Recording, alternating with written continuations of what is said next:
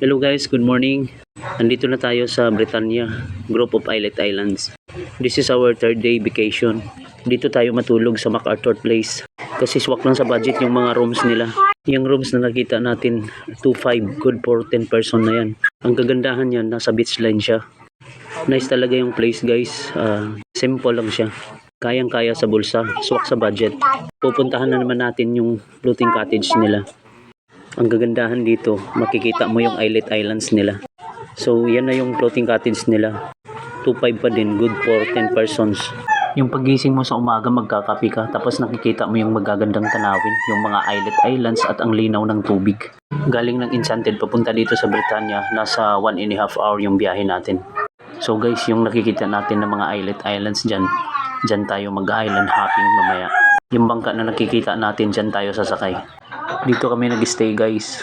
1.5 lang pero malaki na siya. Good for 3 persons. May extra bed sila. Mag-add-on ka lang ng 300. Halika kayo guys, tingnan natin sa loob. Maganda siya at malinis. Kasyang-kasya yung isang buong pamilya ko. Malinis din yung CR nila dito. At saka may hot and cold shower sila.